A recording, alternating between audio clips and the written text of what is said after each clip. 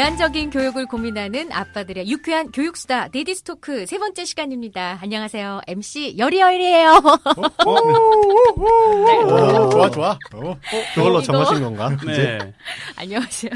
네. 이거 지난주에 저희가 별명 토크를 했는데 여리여리 괜찮더라고요. 근데 이제 살이 찔까봐 살짝 좀 걱정이 되는 게 있긴 하지만 여리여리로 제 별칭을 하겠습니다.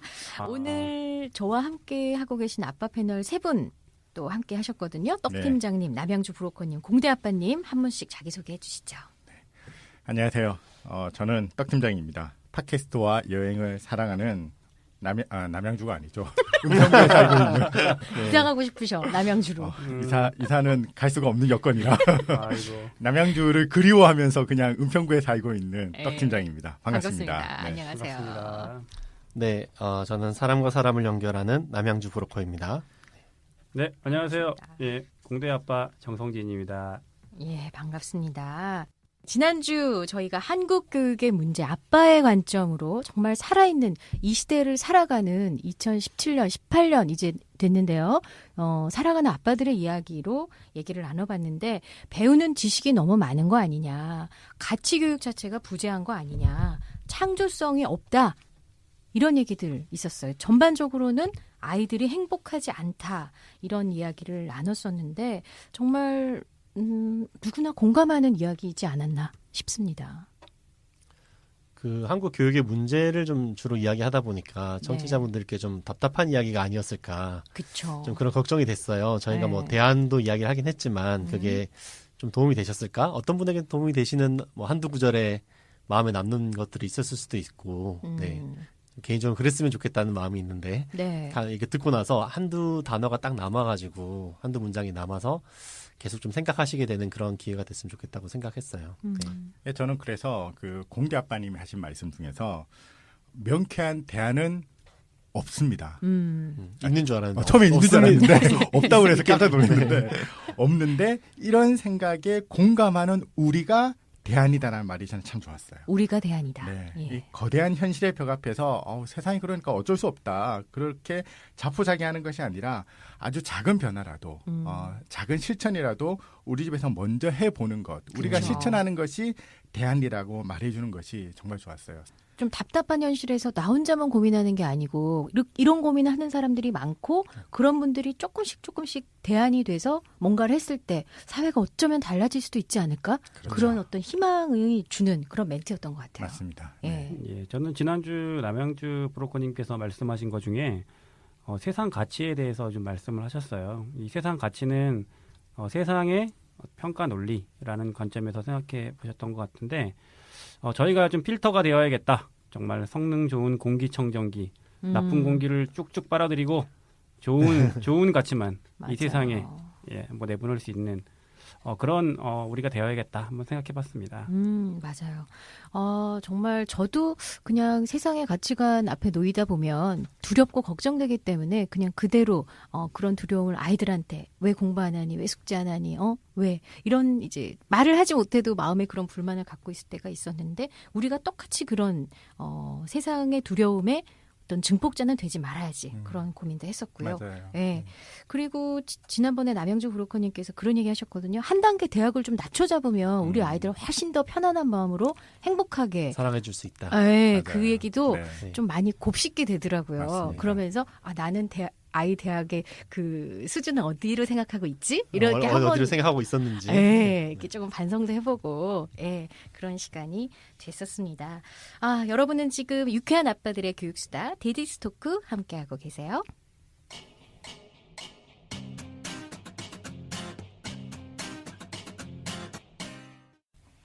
자, 오늘 본격적인 수다 시작을 한번 해보죠. 오늘 주제는 행복한 교육, 과연 한국에서 가능한가? 라는 주제를 가지고 왔는데 보통 그냥 듣자마자 아니 안 가능하지 이렇게 생각하실 것 같거든요. 근데 일단 행복이 뭔지를 생각해야 행복한 교육에 대한 얘기도 할 수 있을 것 같은데 우리 아빠들 행복 뭐라고 정의하고 계세요? 보통은 성공하는 것이 행복이 아닐까 이런 생각들을 많이 가지고 계신 것 같아요. 예. 그런데 한편으로 성공이 뭔지를 우리가 생각을 해보면은 우리가 생각하는 성공은 다 다를 수 있을 것 같아요. 우리가 이제 어떤 개념을 정의할 때 그 개념이 잘 안 떠오르면은 그 반대되는 게 뭔지를 생각해 보면은 훨씬 그 개념이 잘 잡히는 경우들이 있어요. 아, 그렇죠. 그러니까 행복이 뭔지가 금방 손에 안 잡히면은 네. 행복의 반대말이 뭔지. 불행? 뭐죠? 뭐 그럴 수도 있죠. 네. 그래서 저는 이제 성공의 반대말이 뭔지를 한번 생각해 봤으면 좋겠어요. 네. 성공의 반대말은 과연 뭘까? 실패? 실패? 네. 저는 평범이라고 생각해요. 평범. 성공의 반대말은. 그럴 수도 있네요. 그러니까 네. 성공의 반대말은 실패가 아니라 음. 평범하게 사는 게 성공한 삶이 아닌 그 어떤 것이 있을 수 있다라는 거죠. 근데 우리는 성공의 반대말을 갖다가 실패라고 생각하기 때문에 약간의 두려움이 있는 것 같아요. 성공하지 못할 것에 대한 두려움. 두려움이 있죠. 네. 한국 사회 있죠. 아무래도 예. 그런 게 있을 수가 있죠. 뭐 여러 가지 뭐 역사적인 어떤 사회적인 배경 때문에 그럴 수가 있는데 네. 성공의 반대말이 평범이라 그러면은 저는 우선 좀 두려움을 좀 내려놓을 수 있을 것 같고 왜냐면 우리 대부분이 사실은 평범하게 살거든요. 평범하게 살아가죠. 네, 네. 예. 그러면은 행복이라는 것도 꼭 성공해야 되는 것이 아니라 그 평범한 가운데서 일상 가운데서 행복을 갖다가 추구하고 누릴 수 있는 것 그런 것이 행복의 속성들이 아닐까 그런 생각을 하고 있습니다. 예. 떡 팀장님의 행복론. 지금 굉장히 신선하게 저는 들었어요. 감동이 밀려오고 있습니다. 공대 아빠님 어떠세요? 저는 감동이 너무 밀려와서 네. 갑자기 막 존경스러워. 아닙니다. 이게 또 어딘가에서 읽다가 들은 거예요. 들었는데 저도 굉장히 이제 신선하게 받아들였어요. 네. 저도 사실 새롭게 보게 된 그런 면 중에 하나였던 거죠. 예, 성공의 반대는 평범이다. 요새 좀 연말이 되고 한 해를 되돌아보니까 좀 힘들었던 적도 많이 있더라고요. 그래서 왜 힘들었나 이제 생각을 해보고 고민을 해보고 내년에는 좀 안 그렇게 살으려고 노력하는데 방향을 잡는 그 시점에서 성공의 반대는 평범이다. 예, 깊게 한번 생각해 보겠습니다. 네, 그래서 거기서 조금만 더 말씀을 드리면은 그래서 일상 속에서 우리의 평범한 가운데서 우리가 행복을 찾기 위해서 할 수 있는 일이 생각보다 많다라는 거예요. 우리 하루하루의 매 순간순간 그 순간을 갖다가 즐기고 기뻐하고 행복한 삶을 누리기 위해서 지금 행복을 유예하는 것이 아니라 미루어 놓는 것이 아니라 지금 이 순간을 갖다가 즐기면서 사는 것 그것이 사실 행복이 굉장히 중요한 측면 중에 하나가 아닐까 그런 생각들은 들어요. 할 수 있는 것이 많다라고 하셨는데 네. 떡 팀장님의 삶에서 하고 있는 것들 소개를 간단히 몇 개 있을까요? 일단은 저는 좋아하는 것, 내가 몰입해서 할 수 있는 것 그런 것들을 갖다가 하는 게 굉장히 중요하다고 생각을 해요. 네. 사람 뭔가에 몰입할 때 저는 굉장히 행복감을 느낀다라고 저는 생각을 하거든요. 그런 연구 결과도 있죠. 그렇죠. 네. 네. 몰입을 할 수 있는 어떤 것, 자기가 좋아하는 일을 갖다가 해야 되는 거예요. 그러니까 그것이 직업이면 제일 좋은데 그렇죠. 직업이 아닐 경우에더라도 네. 직업이 되면 또 안 그렇게 되는 경우. 뭐 그럴 수도 있어요. 직업이 되면 그게 좋아하지 않을 수도 있는데 네. 그게 직업이 아닐 경우에는 직업이 아닌 시간도 우리가 있잖아요. 그렇죠. 퇴근한 이후 맞아요. 그리고 출근하기 전 그럴 때 그런 좋아하는 일을 하는 거예요.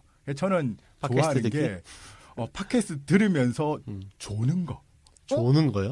그건 듣는 거예요? 생각보다 근데 졸면서 듣다가 듣는 자는 게 네. 듣다가 자는 거 굉장히 행복한 일이에요. 물론 이제 안 졸고 끝까지 듣는 경우도 있지만은 네.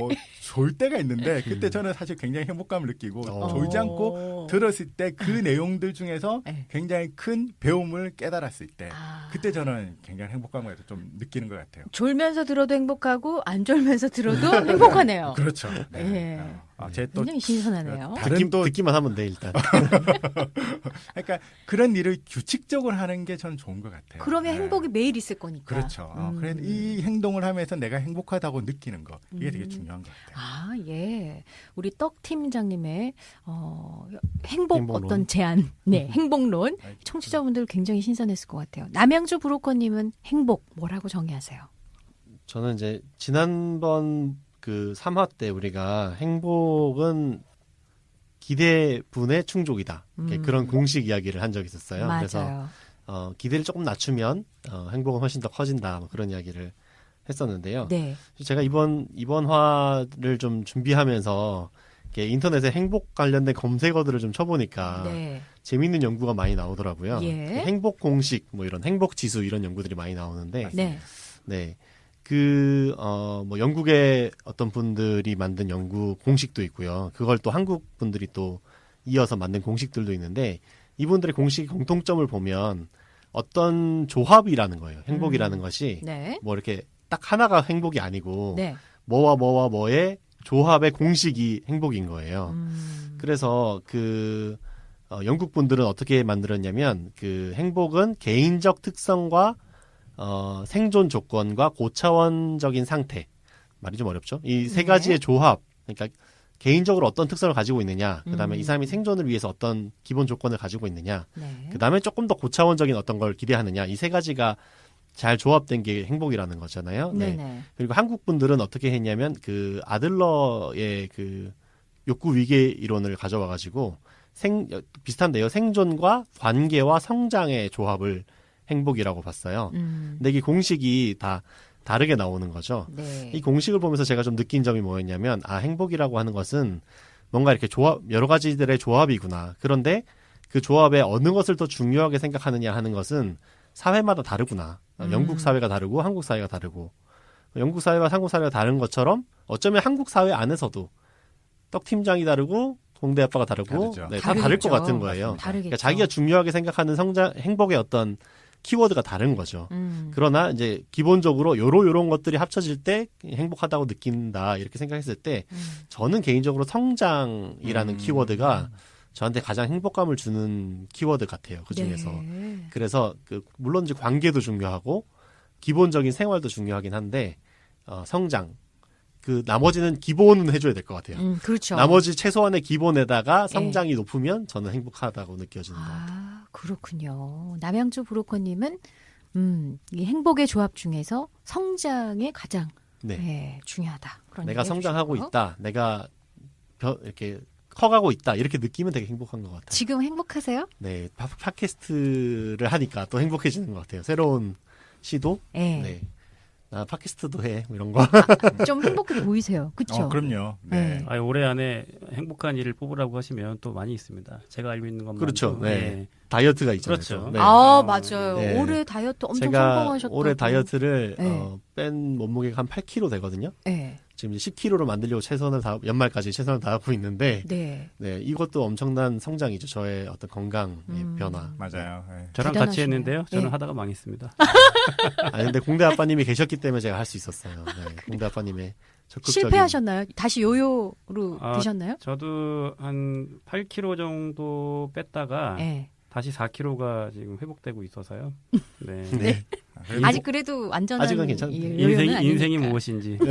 공대 아빠님은 다이어트 브로커예요. 왜요? 여러 사람들 갖다 맞아요, 끌어들여가지고 지금. 네. 다이어트 시켜가지고. 근데 아주 훌륭합니다. 연말에 저만 망해서 참 민망하게 됐습니다. 원래 브로커들이 본인은 잘 못해요. 네. 다른 사람들이 잘 시키는 거지.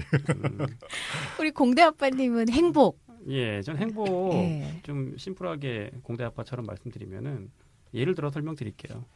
최근에 이제 연말이라서 회사에서 송년회를 했습니다. 네. 엄청난 양의 경품이 풀렸는데요. 오. 좀 혹시 총 이 경품의 금액이 약 3억. 3억? 아니 이거 예. 뭐 진짜 회사를 사랑하실 만하네요.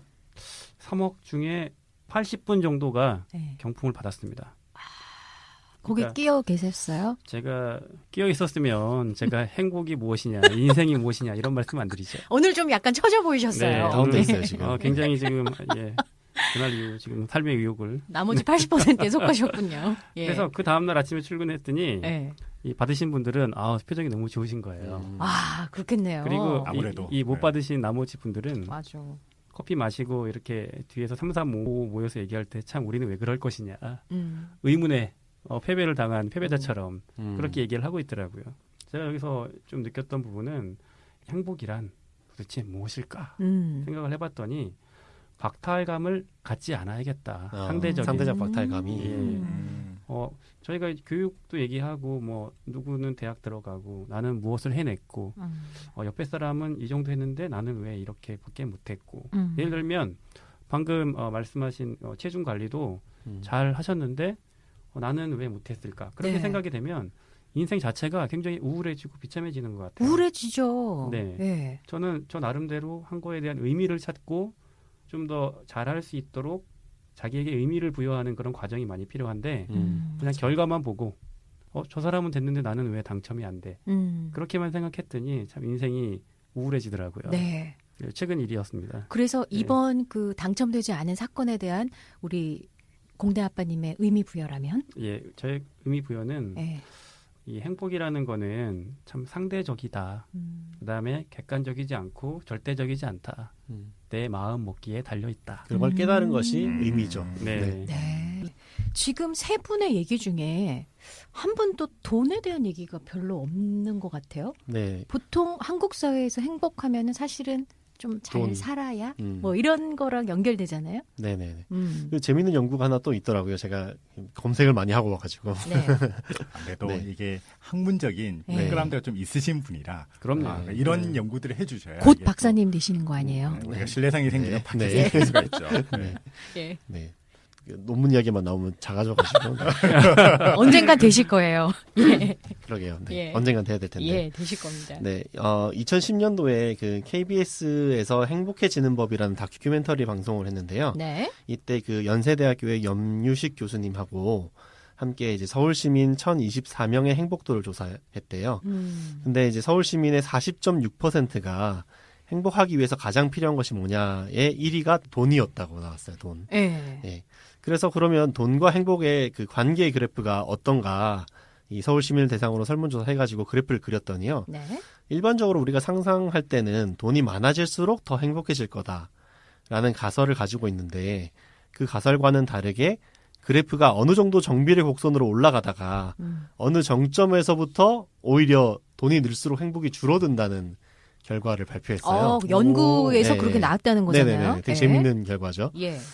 그래서 이게 뭐지? 돈이 많아지면 많아질수록 행복해져야 되는데 어느 정점에서 꺾인다는 거죠. 그것에 대한 해석을 그 연구팀에서 뭐라고 했냐면 그 이상의 돈을 벌 때는 돈을 더 벌면서 희생하는 무언가가 생긴다는 거예요.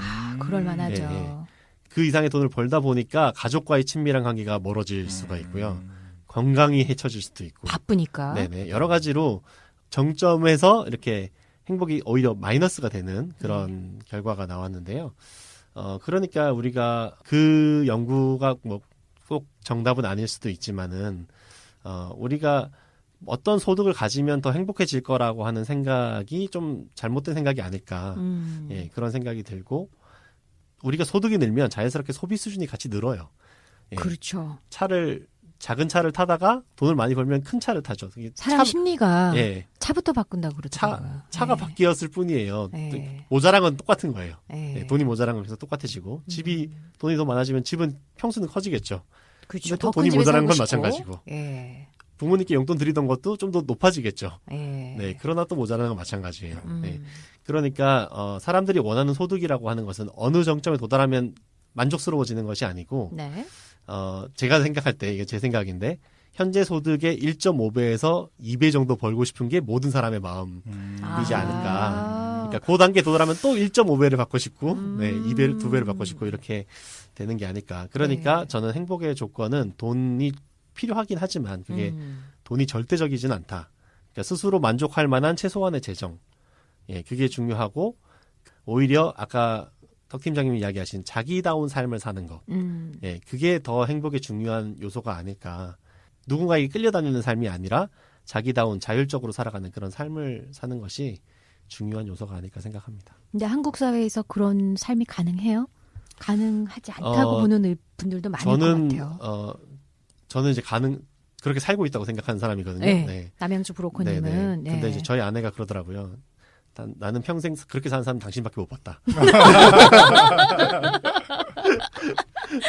네. 예. 이게 함정이에요. 저는 그렇게 살고 있는데, 예. 네. 그렇게 사는 사람 많이 못 봤다고 하니까. 그 네. 부부가 같이 행복해져야 되니까 예. 조만간 이 톡에 참여를 좀 하실 수 있도록. 네. 현실에 대한 얘기. 아빠는 네. 그런 행복한 삶을 사는데 엄마는 어떤지 그러니까요. 한번 확인해 참. 들어가 봐야 되는데요. 참 예. 인문학 쪽에서 물론 경상 쪽이지만 굉장히 재미있는 연구를 많이 하신 것 같아요. 네. 그래서 굳이 인풋을 돈으로 놓고 아웃풋을 이 행복, 굉장히 추상적이고 거창한 쪽으로 놓지 않더라도 이 아웃풋을 공장에서 말하는 생산성 아웃풋, 소위 말하는 그 아웃풋을 놓더라도 똑같다는 연구 결과를 예전에 봤습니다. 그래서 인센티브를 올려주면 네. 처음에는 생산성이 늘어나는 것 같아요. 높아져요. 예. 그렇죠. 그리고 맞아요. 월급을 올려주면 일을 더 열심히 해서 뭔가 결과가 나오는 것 같지만 어느 순간을 초과하면 생산성이 오히려 떨어지는 인센티브와 급여의 순간이 생긴다는 연구 결과를 봤습니다. 그래서 네. 행복까지 가지 않더라도 돈이 많은 것을 해결해 주지 못한다. 생각보다 돈이 이렇게 능력이 없다라는 그런 결과가 좀 많이 나와 있는 것 같습니다. 오늘 데디스 토크 한국에서 행복한 교육이 가능한지 이야기를 나누고 있는데요. 먼저 1부에서는 행복에 대해서 아빠들의 정의를 한번 들어봤습니다. 우리 떡 팀장님은 성공의 반대말이 뭐냐? 실패가 아니라 평범 아닐까? 이런 얘기해 주셨고요. 그래서 평범 가운데서 누려야 되는 어떤 것, 우리가 행복을 추구해야 되는 것, 좋아하는 것, 이런 것들을 늘려가자는 얘기 해 주셨습니다. 그리고 우리 공대 아빠님은 나 자신에 대한 의미부여하는 것이 중요하다. 상대와 비교하지 않고 다른 사람과 비교하지 않고 어떤 의미부여를 하는가 그런 거에 대해서 행복이 달라진다 이런 얘기도 해주셨고요. 우리 떡 팀장님과 공대 아빠에 이어서 남양주 브로커님은 행복은 여러 가지 조합이 아닐까. 예, 관계 그리고 기본적인 생존 그리고 성장 특별히 성장이 난 중요하다 이런 얘기를 해주셨거든요. 역시 정리를 잘하셔. 예. 나중에 정리된 것만 따로 모아서 네. 요약 정리 버전 따로 만들어야 될 것 같아요. 너무 정리를 한 잘해요. 10회쯤 되면 저희 네. 요약 한번 해야 되나요? 요약집 만들어야 되나요? 요약 방송. 아니 블로그를 좀 만들어야겠다는 생각 계속 하고 있어요. 네. 이게 저희가 하는 이야기들을 좀 키워드만 맞아요. 정리해서라도 맞아요. 좀 어디 올려놓으면 좋겠다 싶어요. 예. 저는 이제 행복에 관심을 좀 가지게 됐던 계기 중에 하나가 재작년쯤인가에 그 서울대 최인철 교수님, 네. 그 프레임이라는 되게, 책을 쓰신 최인철 교수님께서 그 행복에 대해서 강의를 하신 게 있었어요. 그럼 보니까 2014년 11월쯤인가 그 플라톤 아카데미라는 곳에서 강연을 하시고 그 강연이 이제 그 SBS에서 방송도 되고 유튜브에서도 보면은 그게 다 오픈이 돼 있어요. 저도 본 것 같아요. 네, 예. 굉장히 유명한 이제 행복에 대한 강의인데 맞아요.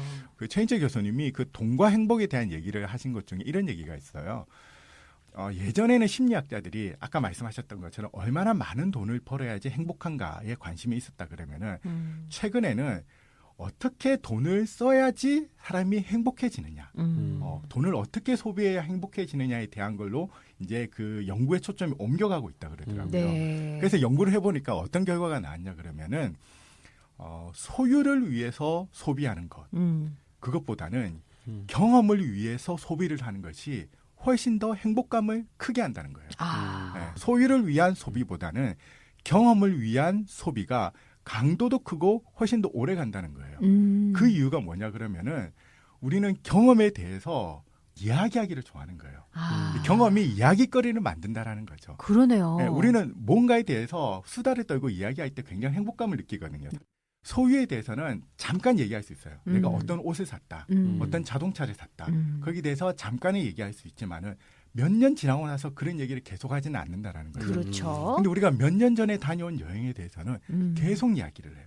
평생 얘기거리가 되기도 맞아요. 하죠. 네. 네. 저도 지금 직장에 옮기기 전에 한 11년, 12년 전에 이직을 하면서 아내와 함께 한 달 반 정도 유럽 여행을 갔다 온 적이 있어요. 네. 둘이서 아직 이제 아이가 아기 없을 때. 태어나기 전에 예. 아이를 가지기 전에 한 달 반 유럽 여행을 한 적이 있었는데 그 이야기를 지금도 해요. 지금도 하실 거예요. 스위스에 간 이야기, 그 로마에서 바티칸 시티에 들어가가지고 거기서 봤던 이야기들 계속해요 보면은 그렇게 끊임없이 이야기를 만들어내는 그런 경험을 위한 소비가 예. 중요하다라는 거죠.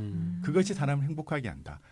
그래서 우리의 일상에서 그 경험의 폭도를 갖다가 많이 늘려가는 것이 우리가 좀 더 행복할 수 있는 그런 길이라는 얘기를 갖다 하시더라고요. 네, 그렇군요. 경험의 폭을 늘려가는 것이 우리가 더 행복할 수 있는 길이다. 이렇게 또 소개를 해 주셨어요. 여행과 이야기를 좋아하시기 때문에 딱 코드가 맞으셨던 것 같아요. 맞습니다. 네. 최인철 교수님과 떡 팀장님은 코드가 잘 맞는다. 예. 맞아요.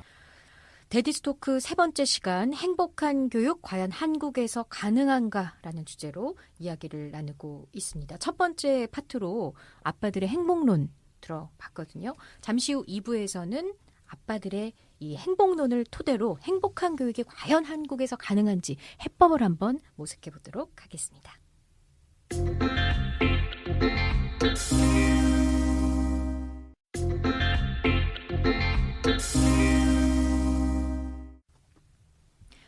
네, 1부에 이어서 2부 데디스 토크 계속 진행을 해보죠. 앞서 행복론을 얘기를 해봤는데요. 사실은 나만 행복한 게 아니고 우리 온 가족, 특히나 우리는 아이들과 부모가 행복한 교육을 꿈꾸잖아요. 네, 한국에서 과연 가능할까? 하고 싶은데 아빠들의 의견 한 번씩 좀 들어보죠. 자녀 교육을 잘하는 것, 자녀 교육의 성공, 이걸 한번 좀 생각해봐야 될 부분이 아닌가라고 봅니다. 네. 자녀를 좋은 대학에 보내는 것, 그게 과연 성공인가? 자녀 교육을 잘했다라고 말하는 것이 자녀가 뭐 스카이, 뭐 인서울하는 대학에 가는 것이 성공인가? 그렇게 생각하지 말아야 될 것 같고, 어떻게 보면 다들 그렇지 않다라고 생각을 하실 거예요. 그런데 문제는 이제 이렇게 해야만 한다는 것이 너무 강력한 사회적 메시지라는 거죠. 그래서 그거를 거스르기가 쉽지가 않은데, 이제 그럼에도 불구하고 우리는 자녀의 성공에 대해서 새로운 시각, 특히 하는 것이 자녀가 자기의 인생을 주도적으로 행복하고 그리고 자기의 삶에서 뭔가 세상에 기여할 수 있는 성취를 만들어내면서 살 수 있을 것인지 거기에 대한 고민들을 갖다가 좀 해야 되지 않을까라는 생각을 가지고 있습니다. 여기서 좀 다른 입장을 얘기를 해보면 아이들의 삶에서 부모가 아이들은 정말 어떠한 사람이 될지 모르는 여러 가지 가능성을 가진 존재다. 네. 그래서 부모가 그 아이의 실력을 갖춰주고 네. 훌륭하게 사회 기능 구성원으로서 기능할 수 있도록 잘 키워줘야 된다. 그러니까 아이들한테 이런저런 교육도 많이 시켜봐야 네네. 되고 기회도 줘야 되고 그 잠재력을 잘 키워야지 그냥 내버려두면 안 되지 않나 이런 생각도 하시는 분이 많거든요. 그렇죠. 네. 저도 그렇게 생각을 하고 있습니다. 네, 공대 아빠님. 저는 자립적인 교육을 시키고 싶고 네. 가급적이면 사교육을 시키지 않고 공교육 안에서 내지는 사교육이 필요하다면 정말 우리 아이들이 원할 때 시키고 싶은데요. 저 같은 경우는 필요시에는 사교육을 시킵니다. 그리고 아이들이 하고 싶다 그러면 밀어줄 거예요.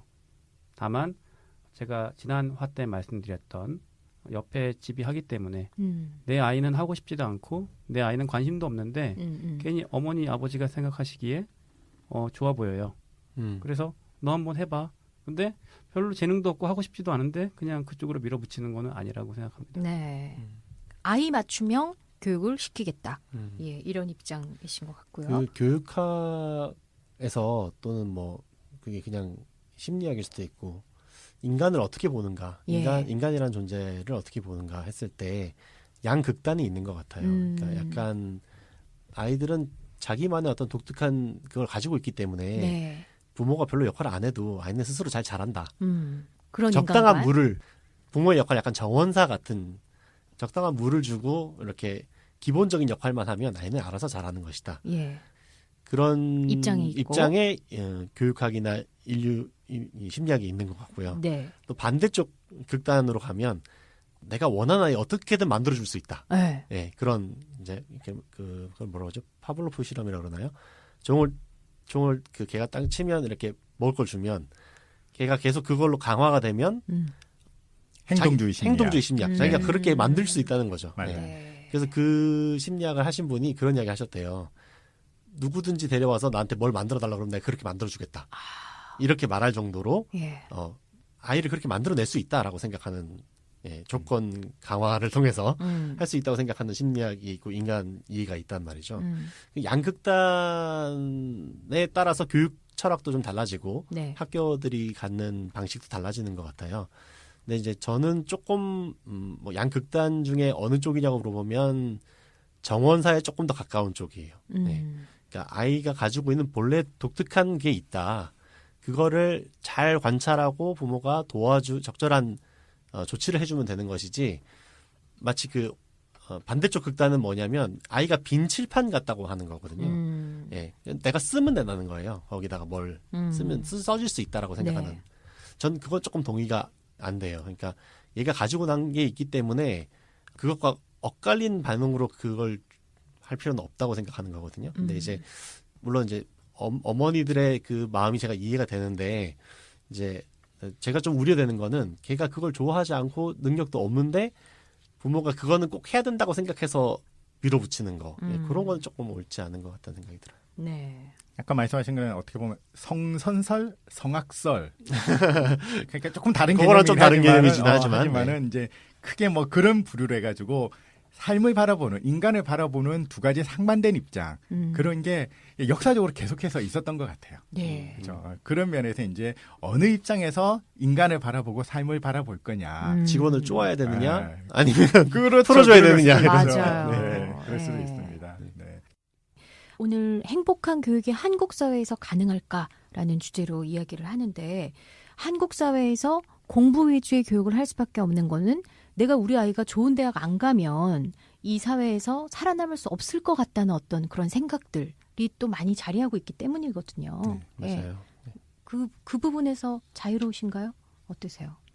저는 전에도 말씀드렸다시피 대학을 안 가도 된다. 굳이 그런 얘기를 갖다 계속하고 있는데 예, 2부에서도 하셨죠. 네, 예. 그 얘기를 한 거는 사실은 제가 경험하고 제가 목격하고 있는 산업의 변화, 시대의 변화 때문에 그런 생각을 가지게 된 것도 있어요. 네. 만약에 제가 농경 사회에서 태어났다. 음. 좀 전혀 다른 생각을 가졌을 수도 있을 것 같아요. 음. 근데 지금의 사회, 소위 4차 산업혁명을 이야기하고 이렇게 급격하게 이제 변화되고 우리가 상상하지 못했던 테크놀로지들이 우리 삶을 갖다가 점점 에워싸고 있는 이 시대에 있어서 대학은 선택이지 필수가 아니라고 보는 거죠. 네. 그런 선택을 함에 있어서도 아이에게 주도성을 갖다 인정해 주는 거죠. 대학은 네가 필요하면 가는 거다. 네가 대학에 가야겠다라고 생각하는 순간 그때 결정하고 네가 그 필요한 학비를 벌고 노력을 해서 가면은 된다. 아빠가 도움이 만약에 되어줄 수 있다 그러면은 도와주겠지만은 그때가 됐을 때 아빠도 도움이 되어줄 수 있을지는 잘 모른다. 아빠도 어떻게 살지 모르기 때문에. 그런데 이제 어쨌든 그런 이제 대학을 가는 거에 있어서 선택은 이제 아이 스스로가 할 수 있도록 해주는 이런 부분이 좀 필요하지 않을까 싶고. 근데 만약에 이게 한 20년 전만 됐다 하더라도 어떻게 보면은 대학에 가야 한다라고 말해야 될지도 몰라요. 그런데 지금은 저는 그런 시대는 분명히 아니라고 확신을 하고 있고. 제가 쓴 책 중에 스위스팟이라는 책이 있어요. 네. 네. 책 광고 잠깐 하겠습니다. 공부하세요. 스위스팟. 네, 스위스팟이라는 책이 있는데요. 이거는 뭐 책이라기보다는 교재예요, 사실은. 학생들이 자신만의 삶을 찾아갈 수 있도록 돕는 그런 책인데요. 네. 이게 이제 스위스팟이라는 게 스포츠 용어거든요. 이게 그 공과 배트가 만나는 최적의 지점. 그거 딱 맞으면 이 짜릿한 홈런을 딱 때리는 그 기쁨에 있는 그 지점을 이제 스위스팟이라고 하는데 우리 인생에 그런 스위스팟의 지점이 있다는 거예요. 그 스위스팟 지점을 찾아가는 것이 우리가 이제 중요하고 그것이 아이들에게도 필요한 일이다라고 생각하는 책인데요. 지난화 방송에서 공대 아빠님 회사 동료들이랑 뭐 그런 이야기를 하셨잖아요. 아이들이 힘들어 하더라도 이게 이제 사교육시키고 이러는 게 다 입시 경정에서 아이들의 성공 확률을 높여주는 것이다. 네, 네. 그런 이야기 했는데 그때도 하고 싶었는 말을 끼어들고 싶었는데 못 끼어들었어요. 그게 일견 맞는 말이에요. 이렇게 맞는 말이긴 하지만 부모님들이 모두 다 기대하고 바라는 어떤 대학에 들어갈 수 있는 비율이 과연 얼마나 될까. 예. 그 성공 확률을 높인다고 하는 게 얼마나 어려운 일인가를 좀 잘 모르고 하시는 이야기 같다는 생각이 들어요. 수치가 있나요? 구체적으로? 네, 그러니까 예를 들면 이제 부모님들이 가장 보내고 싶어하는 세 개의 대학이 있어요. 한국에서 있죠. 있죠. 네, SKY 대학이 있잖아요. 주로 스카이라고 네네네. 얘기하죠. 예. 그 스카이 대학에서 그 1년에 뽑는 정원 합계가 몇 명이냐? 몇 명쯤 되실 것 같으세요? 1년에 한 5천 명? 15,000명? 2만 명? 네. 2017년도 기준을 제가 원래 딴 강의할 때는 제가 옛날 기준으로 늘 강의를 했었는데 이번에 일부러 찾아봤어요. 업데이트 하셔야 네, 돼요. 업데이트 해야 되니까요. 네, 그래야 강사 초빙이 잘 좋아요. 네, 2017년 기준으로 보니까 네. 합산을 해보니까 제가 이번에 합산해보니까 네. 11,073명이더라고요. 11,000명 스카이. 그러니까 같은 나이 또래에서 전국에 10,000등 정도에 들어가야 스카이에 들어가는 거예요. 그러네요. 네. 예. 굉장히 어려운 일이거든요. 수험생이 네. 몇십만 명이죠? 네네. 네. 그거를 이제 제가 뭘로 한번 비교를 해봤냐면 우리나라 중학교의 학급 수가 있잖아요. 그거에 그 한 학년의 학생 수가 총 몇 명인가를 계산해 보니까요. 한 학년에 학생 수가 아니라 학급 수가 17,431개의 학급이 있더라고요. 네. 학급 수가 네. 11,000개가 넘군요. 17,000개. 17,000개? 예. 그러니까 중학교 때 반에서 1등을 한다고 해도 못 들어가네요. 들어간다는 보장이 없다. 그렇지. 스카이에 네. 못 들어갈 수 있다. 네네네네. 중학교 반입 등록. 산술적으로 볼 때. 산술적으로 볼 때. 근데 제가 이거 데이터를 알고 처음에 충격을 받았어요. 보통 우리 부모님들은 중학교 때 아이가 반에서 한 5등이나 3등 정도만 해도 조금만 노력하면 스카이 갈 수 있겠는데 그렇지. 이렇게 생각한단 잘한다고 말이죠. 생각하죠. 네. 네. 그만큼 스카이가 넓을 줄 알았다기보다는 약간 환상이 많은 거죠. 네. 예, 그런데 실제는 그렇지 않다는 거를 생각해 보면 이걸 좀 넓게 잡아서 상위권 10개 대학 뭐 우리나라에서 보통 이제 그렇게 말하는 용어들이 있어요. 네. 뭐 서성한 뭐 그런 거 있잖아요. 예. 네. 그런 거 합쳐서 이렇게 10개로 넓힌다고 하더라도 이 입시 경쟁에서 우리 부모님들이 기대하는 성공이라고 말하는 그 성공 비율은 굉장히 낮은 거예요. 그래서 이 룰, 이 경쟁에서 성공해야 된다고 하는 이 룰의 게임에서는 아주 소수만 성공자가 되고 나머지는 모두가 실패자가 되는 게임이에요. 아, 그러네요. 이 게임에 우리 아이들을 밀어붙이는 것이 온당한 일인가 하는 거에 대해서 저는 조금 생각을 달리 해야 된다고 생각해요. 네. 그리고 실제로 거기 들어간 애들은 과연 성공한 건가에 네. 대해서 다시 물어보면 또 다시 퀘스천 마크가 쳐지겠죠. 네, 그렇게 생각해서 보면 제가 그렇게 좋은 대학 나와가지고 하는 친구들 많이 아는데 그 친구들이 그렇게 말한단 말이죠. 근데 난 왜 여기서 이 일을 하고 있는지 잘 모르겠어요. 지금 40대인데. 네. 심지어 제가 아는 친구 중에는 제가 학교 다닐 때 가장 공부를 잘했던 친구인데 여러 번 시험에 계속 떨어지면서 네. 좀 뭐 자기 나름대로는 행복한 삶을 또 살고 있긴 하지만 우리가 말하는 그런 부모님들이 기대하는 성공적 삶을 살고 있지는 않거든요. 네. 그런 것들을 보면 이런 아이들의 자녀 입시의 성공에 대한 개념을 좀 바꿔야 된다. 저는 그래서 그것이 자기가 정말 자기다운 삶을 사는 거.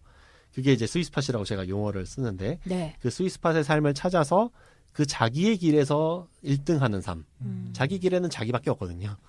자기 길에서 1등하는 삶을 살아가는 거. 그게 진짜 행복한 교육의 키워드가 아닐까 이런 생각을 해봅니다. 스위스파 책 보면은 자기 길 찾을 수 있나요? 네. 좋은 스승이 또 같이 있어야 되지 않을까요? 전화 주시면 되겠습니다. 010. 예. 아, 오늘 데디스토크 이야기. 다들 사실 이 방송을 하실 때 처음에는 교육 이민 가고 싶다.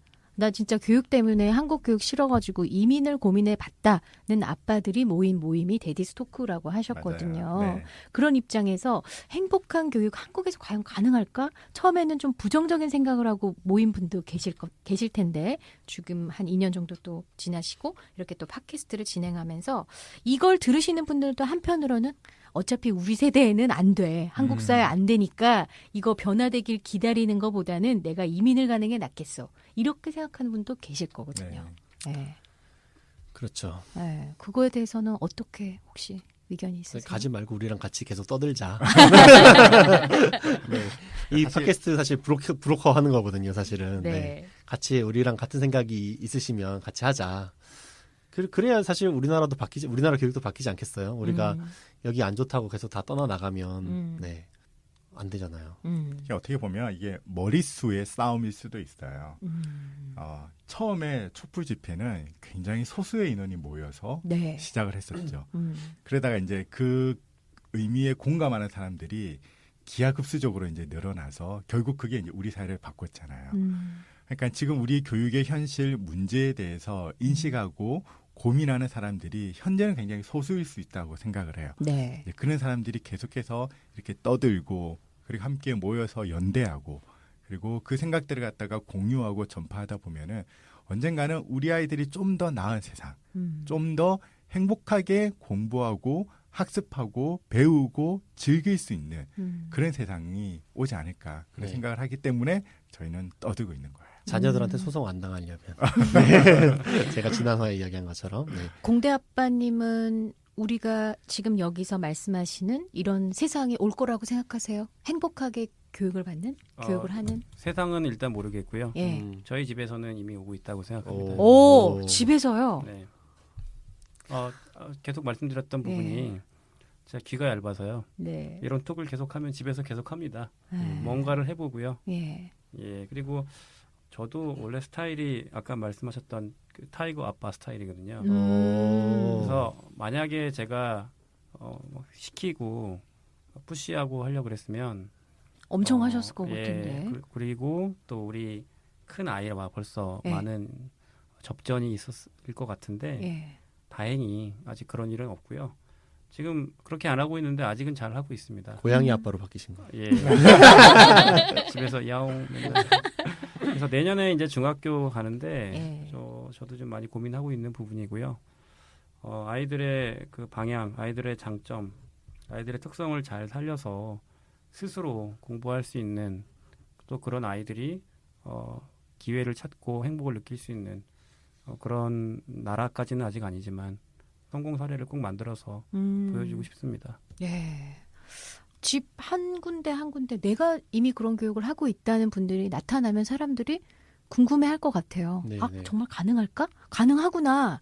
예. 그런 변화가 여기에서부터 또 이 방송을 듣는 분들부터 시작이 됐으면 좋겠네요. 자, 뭐 질문 하나 해도 돼요? 네. 사실 전 이 화를 들으면서 계속 네. 좀 질문이 남았었거든요. 네. 네. 떡 팀장님이 하신 이야기 중에 굉장히 방임적인 어떤 그런 관점에서 이야기를 하시다가도 아이에게 기대하는 삶이 타인의 고통을 줄여주고 타인의 행복을 늘려주는 삶을 네, 살면 네. 좋겠다 그런 이야기를 네. 하셨단 말이죠. 네. 집에서 계속 듣다가 왜 타인이었을까? 우리 보통은 이제 나의 행복을 늘리는 거에 관심이 있는데 왜 그런 거를 자녀에게 기대하는 삶으로 생각하시게 됐을까? 이게 좀 궁금했어요. 네.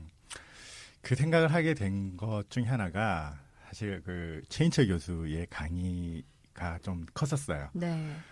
최인철 교수 강의 중에 어떤 얘기가 나오냐면은 책 하나를 소개를 했는데 커넥티드라는 책을 하나 소개를 해주시고 거기에 나온 얘기를 갖다가 하셨어요. 네. 그 책이 무슨 책이냐면은 그 미국에 있는 어떤 두 명의 그 심리학자가 어떤 지역사회 공동체의 소셜 네트워크를 수학적으로 분석을 한 거예요.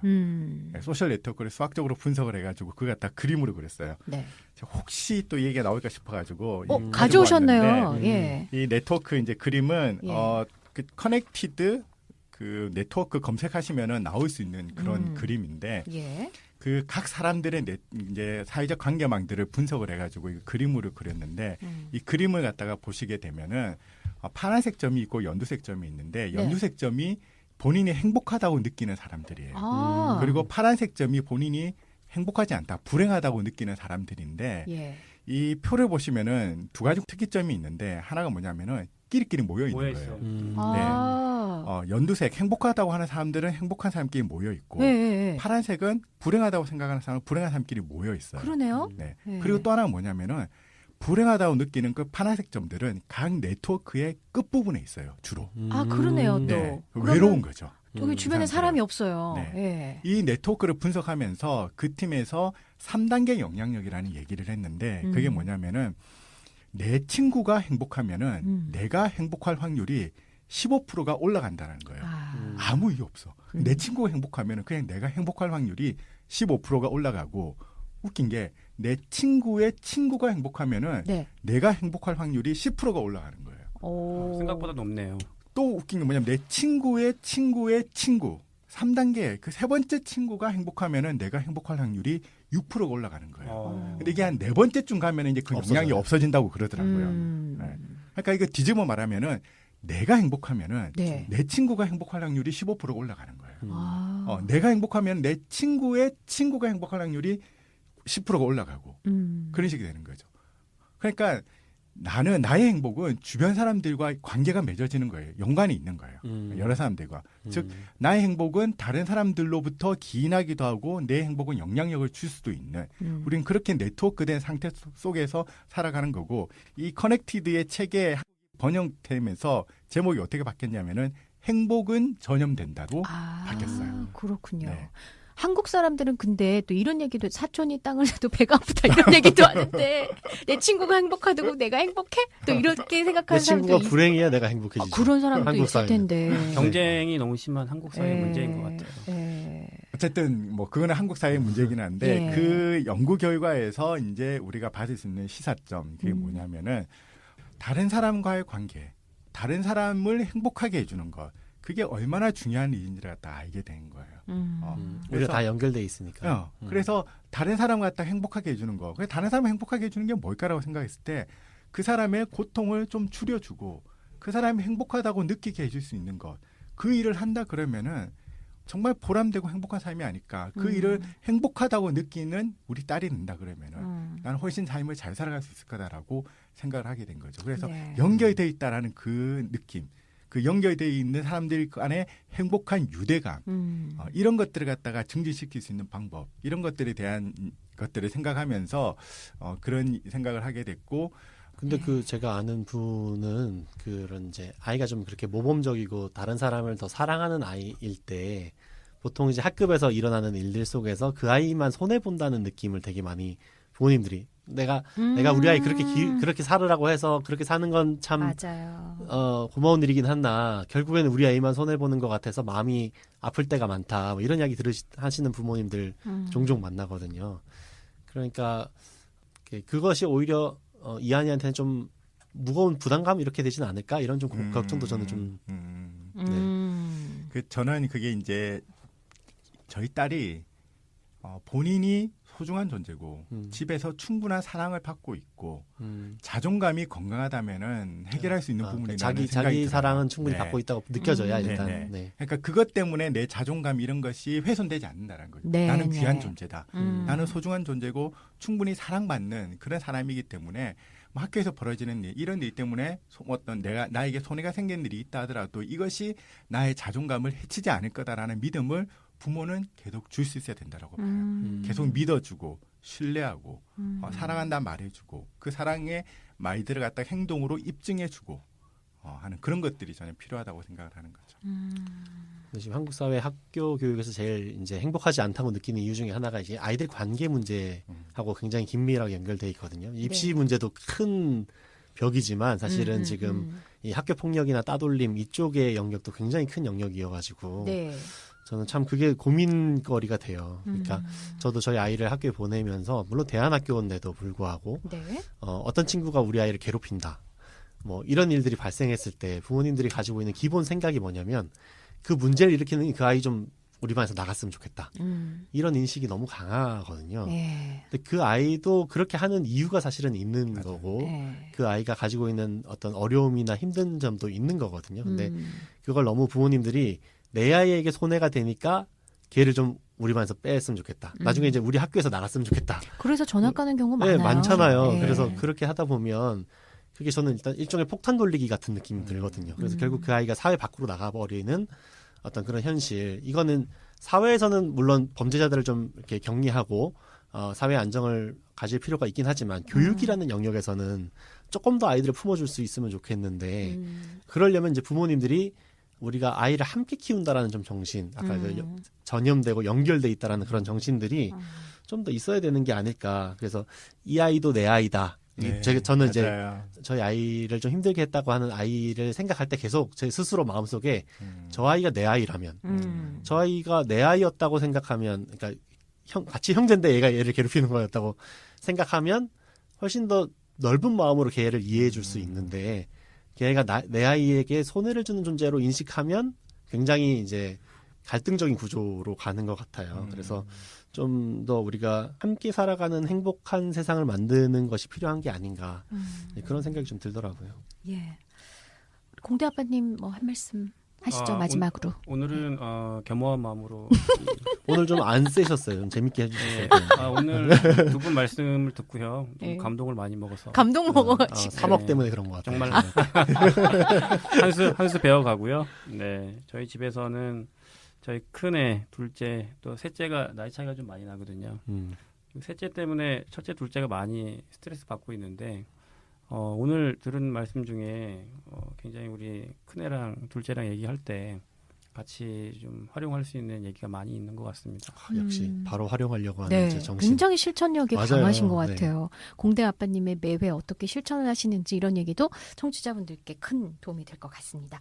데이디스 토크 오늘 세 번째 시간 행복한 교육 과연 한국에서 가능한가라는 주제로 이야기를 나눠봤습니다. 오늘이 2018년 새해 첫 방송인데 행복하고 싶잖아요. 맞습니다. 그리고 네. 오늘 저희가 이야기 나눈 것들 중에서 한국 사회의 현실이 만만치는 않지만 우리가 서로 비교하지 않고 나만의 의미를 부여하면서 나한테 의미가 있는 어떤 일들을 계속 해나가고 평범한 일상 속에서 좀 좋은 것들을 취해가자, 네. 해나가자. 그게 행복이다. 이런 얘기. 예, 좋은 관계를 맺어보자. 사람들을 좀 같이 만나보자. 이런 얘기들을 했습니다. 부모가 삶을 어떻게 보는지 우리 아이들에게 그런 것들이 전염될 것 같아요. 바로 맞아요. 들어가죠. 네. 그래서 그런 것들이 저는 오늘 또 많이 남는데요. 여러분들께는 어떤 이야기가 남으셨는지 궁금합니다. 댓글로 댓글로 달아주세요. 남겨주세요. 저희 아이튠즈 팟캐스트에도 올라가고요. 팟빵에도 그리고 유튜브에도 매월 15일경에 업로드가 되겠습니다. 우리 이제 여기서 인사를 할까요? 다음 달 주제를 좀 소개를 할까 봐요. 네. 예. 우리 아이 이렇게 크면 좋겠다. 이런 주제로 좀 준비를 해오신다고요. 네네네. 저희가 한번 한 적이 있었는데, 네. 데이스토크 모임 때 네. 너무 좋았었거든요. 네. 이렇게 특히 아빠가 생각하는 아이의 미래의 모습. 맞아요. 이렇게 자랐으면 참 좋겠다라는 이야기들을 좀 네, 깊이 네. 있게 더 그렇죠. 해보면 좋을 것 같아요. 네. 다음 달에는 우리 아이 이렇게 크면 좋겠다. 이런 주제로 아빠들이 꿈꾸는 자녀의 미래 모습에 대한 이야기도 나눠보겠습니다. 오늘 데디스토크 여기서 인사할게요. 여러분, 안녕!